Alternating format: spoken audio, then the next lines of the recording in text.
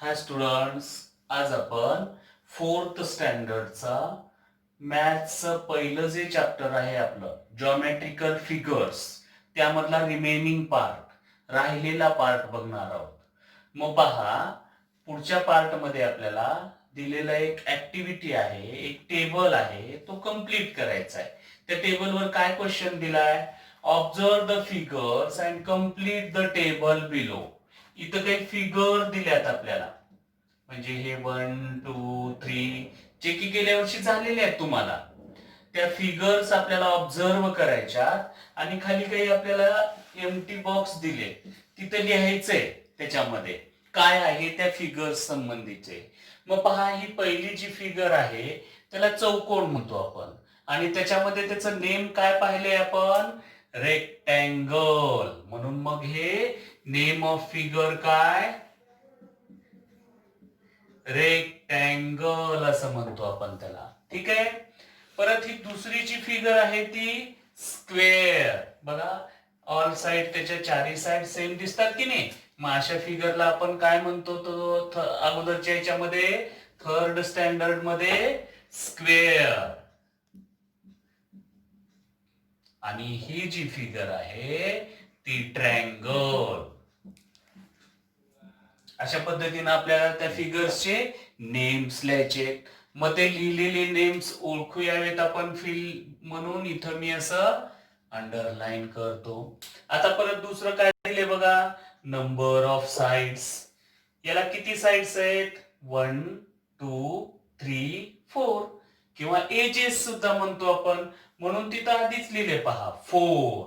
मग आता याला किती साइड्स आहेत? स्क्वेअरला, स्क्वेअर हॅज 4 साइड्स. बघा, 1, 2, 3, 4, म्हणून इथं आपल्याला लिहायचं 4. हे ट्रँगल आहे. ट्रँगलला बघा किती साइड्स? 1, 2, 3. ओके, म्हणून इथे लिहायचे आपल्याला 3 साइड्स. ओके. त्यानंतर नंबर ऑफ कॉर्नर्स. हे 1, 2, 3, 4. कॉर्नर म्हणजे कोपरा, पण त्याला इंग्रजीमध्ये वर्टेक्स सुद्धा म्हणतात आपलं मॅथ्स मध्ये. मग ह्याला 4 कॉर्नर्स आहेत म्हणून इथं 4 लिहिलंय. स्क्वेअरला किती आहेत बघा बरं कॉर्नर्स? 4. आणि ट्रँगलला 3 कॉर्नर्स. ओके. या पद्धतीनं हे टेबल आपल्याला इथं कम्प्लीट करायचं आहे असा. ओके. आता हे जे आपण लिहिलं ना, म्हणजे रेक्टँगल, स्क्वेअर, ट्रँगल, ह्याची आपण माहिती बघूया. तिथं मी लिहिले पा, तिथं रेक्टँगल ही अशी फिगर असते रेक्टँगलची, आहे ना.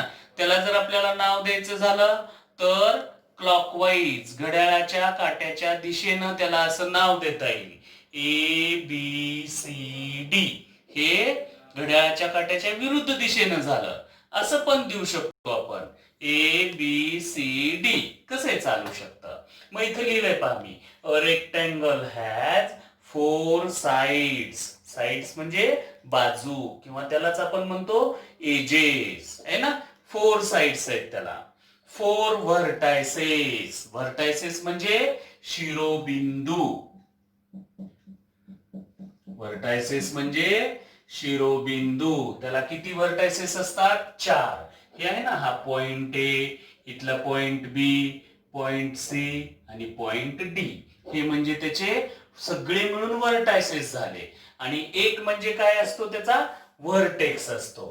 ठीक आहे.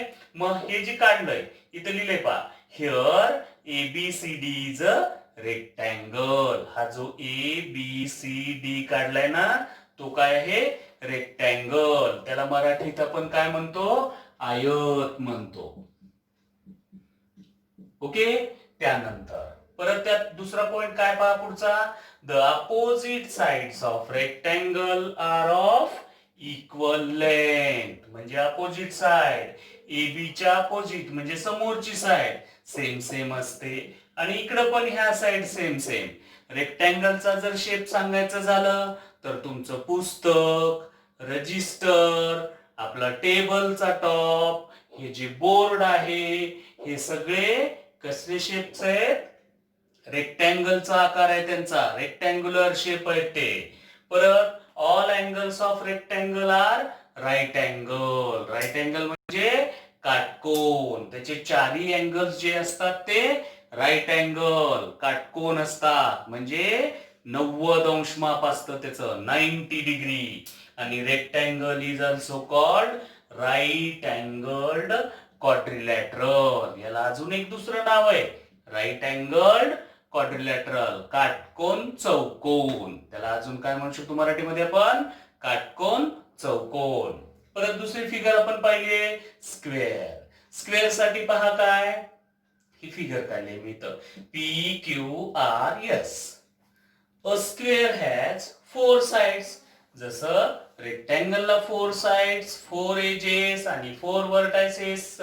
साइड्स म्हणजे एजेस आणि 4 अँगल्स असतात, तसं ह्याला पण सर्व 4 साइड्स, 4 व्हर्टायसेस, 4 आणि अँगल्स पण 4. पण फरक काय असतो, त्याचे अपोजिट साइड्स जे आहेत ते सेम सेम असतात आणि याच्यात सर्व साइड्स सेम असतात.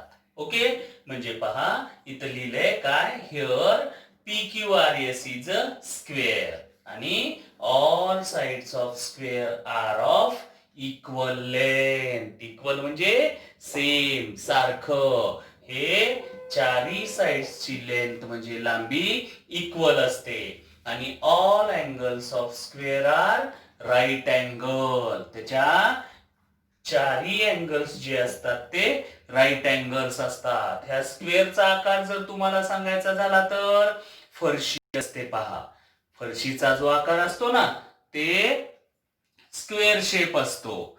त्यानंतर अजून तुम्ही बरेचसे आकार पाहू शकता. आपण चेस जो खेळतो ना, तो चेसचाही आकार जो आहे तो कशासारखा असतो, स्क्वेअर सारखा असतो. म्हणजे त्याच्या चारही साइड्स काय असतात, सेम असतात, म्हणून त्याला स्क्वेअर असं म्हणतात. हे आपण आणि आता त्याचे लिहायचे व्हर्टायसेस. हे त्यातला एक व्हर्टेक्स लिहिलाय L, आता दुसरा M, third one N and fourth O. हे त्याचे झाले व्हर्टायसेस. या पद्धतीने हे सगळं तुमच्या क्लास नोटबुक मध्ये कंप्लीट करायचंय. इथं आपलं हे जॉमेट्रिकल फिगर्स हे चॅप्टर संपतंय. Okay, bye.